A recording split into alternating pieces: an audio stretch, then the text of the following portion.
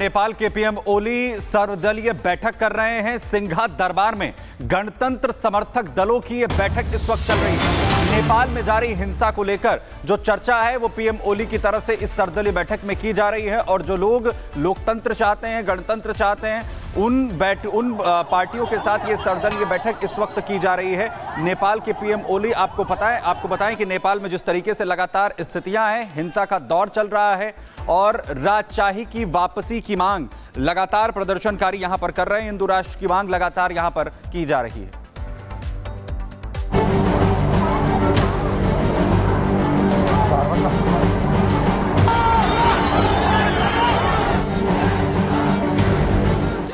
नेपाल में राजशाही समर्थकों की ललकार, भरी हिंदू राष्ट्र की हुंकार। भड़की विद्रोह की चिंगारी, अब फिर से हिंदू राष्ट्र की बारी।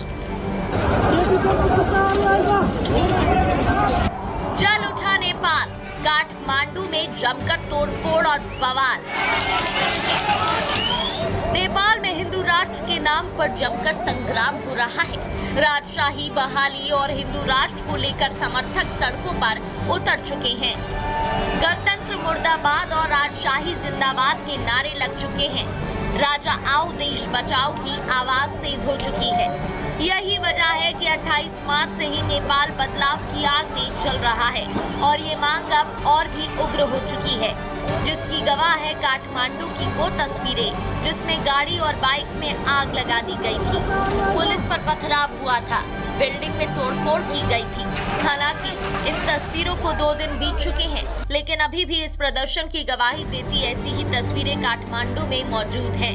तो नेपाल में हिंसा के दौरान देखिए किस तरह से यहाँ पर प्रदर्शन काफी उग्र हो गया और ये जो है कंपनी में देखिए कई सारी गाड़ियां यहाँ पर खड़ी थी, देखिए किस तरह से वो आग के गोले में तब्दील हो गई। यहाँ पर कुर्सियां, मेज, सब कुछ यहाँ पर किस तरह से देखिए यहाँ पर जल उठे हैं। अंदर देखिए कुछ सामान है, यहाँ पर जूते रखे हैं, यहाँ पर लोग यहाँ पर इस केबिन में बैठते थे, यहाँ से इस कंपनी को चलाया जाता था, लेकिन आप देखिए पंखा वो भी देखिए किस तरह से यहाँ पर जल चुका है। ये आप दोपहिया वाहनों को आप देखिए किस तरह से आग के गोले में तब्दील हो गई। यहाँ पर देखिए बड़ी बड़ी यहाँ पर लकड़ियां रखी थी, उसमें भी यहाँ पर आग लगा दिया गया। यही लगभग देखिए जहां तक आपकी नजर जाएगी, आपने पहली गाड़ी देखी, ये दूसरी गाड़ी आप देखिए, ये तीसरी गाड़ी आप देखिए, ऐसे ही लगभग कम से कम ये संख्या 15 से 20 के आसपास ये होकर जाती है। वैसे तो हिंदू राष्ट्र और राजशाही बहाली की मशाल नेपाल में काफी समय से जल रही है, लेकिन अब इसी मशाल से पूरे देश में आग लग चुकी है। मामला राजशाही और लोकतंत्र से जुड़ा हुआ है, इसलिए सरकार भी एक्शन में है। लगातार पूर्व राजा के समर्थक और प्रदर्शनकारियों की गिरफ्तारी हो रही है। राजा के समर्थक माने जाने वाली पार्टियों के बड़े नेताओं को हिरासत में लिया जा रहा है। खुद नेपाल के पूर्व राजा ज्ञानेंद्र शाह पर गिरफ्तारी की तलवार लटक रही है। यही वजह है कि 28 मार्च को हुए प्रदर्शन के लिए जिम्मेदार ठहराते हुए ज्ञानेंद्र शाह को नजरबंद कर दिया गया।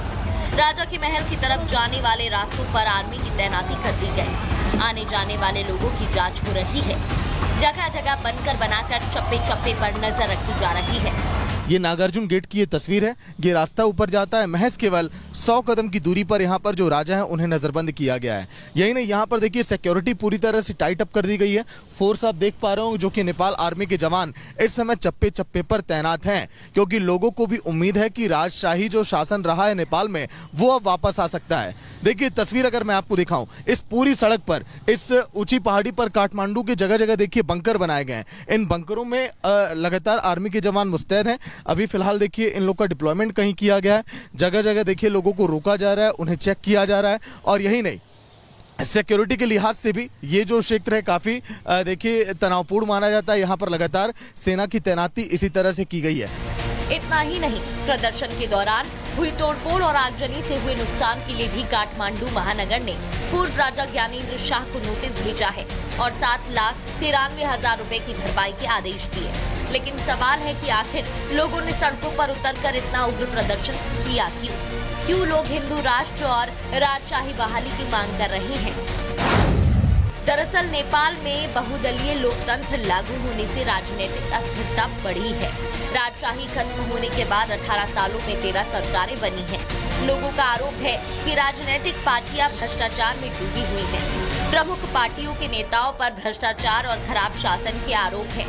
इतना ही नहीं, गणतांत्रिक नेपाल में अर्थव्यवस्था को भी भारी नुकसान पहुंचा है। हालांकि हिंदू राष्ट्र की मांग नेपाल के लिए कोई नई बात नहीं है, क्योंकि इससे पहले करीब 240 साल तक नेपाल हिंदू राष्ट्र ही था और यहाँ राजशाही भी चलती थी। लेकिन इसी बीच आई वो काली तारीख जिसने नेपाल की धारा को बदल कर रख दिया। तारीख थी 21 जून 2001। दरअसल इसी दिन नेपाल के शाही महल नारायण हिटी पैलेस में हर शुक्रवार को होने वाली शाही पार्टी चल रही थी। ये एक ऐसी निजी पार्टी होती थी जिसमें शाही परिवार के सब लोग एक साथ डिनर करते थे। लेकिन उस शाम शाही भोज के आयोजन का जिम्मा राजकुमार दीपेंद्र शाह के कंधों पर था। नेपाल के पीएम ओली सर्वदलीय बैठक कर रहे हैं सिंघा दरबार में। गणतंत्र समर्थक दलों की यह बैठक इस वक्त चल रही है। नेपाल में जारी हिंसा को लेकर जो चर्चा है वो पीएम ओली की तरफ से इस सर्वदलीय बैठक में की जा रही है और जो लोग लोकतंत्र चाहते हैं, गणतंत्र चाहते हैं, उन पार्टियों के साथ ये सर्वदलीय बैठक इस वक्त की जा रही है। नेपाल के पीएम ओली आपको बताएं कि नेपाल में जिस तरीके से लगातार स्थितियां हैं, हिंसा का दौर चल रहा है और राजशाही की वापसी की मांग लगातार प्रदर्शनकारी यहां पर कर रहे हैं। हिंदू राष्ट्र की मांग लगातार यहां पर की जा रही है।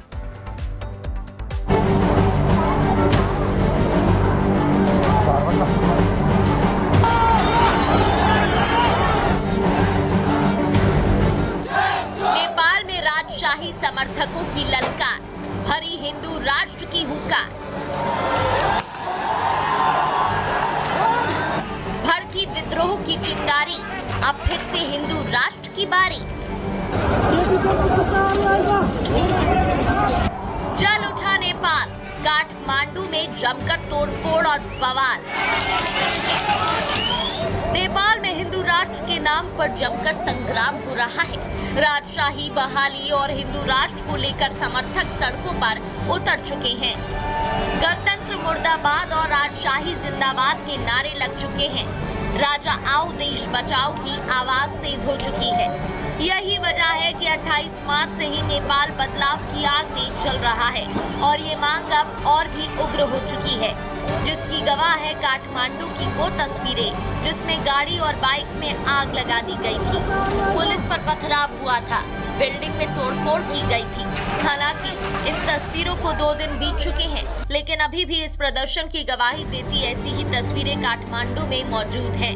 तो नेपाल में हिंसा के दौरान देखिए किस तरह से यहाँ पर प्रदर्शन काफी उग्र हो गया और ये जो है कंपनी में देखिए कई सारी गाड़ियां यहाँ पर खड़ी थी। देखिए किस तरह से वो आग के गोले में तब्दील हो गई। यहाँ पर कुर्सियां, मेज, सब कुछ यहाँ पर किस तरह से देखिए यहाँ पर जल उठे हैं।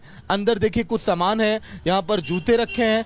यहाँ पर लोग यहाँ पर इस केबिन में बैठते थे, यहाँ से इस कंपनी को चलाया जाता था। लेकिन आप देखिए पंखा, वो भी देखिए किस तरह से यहाँ पर जल चुका है। ये आप दोपहिया वाहनों को आप देखिए किस तरह से आग के गोले में तब्दील हो गई। यहाँ पर देखिए बड़ी बड़ी यहाँ पर लकड़ियां रखी थी, उसमें भी यहाँ पर आग लगा दिया गया।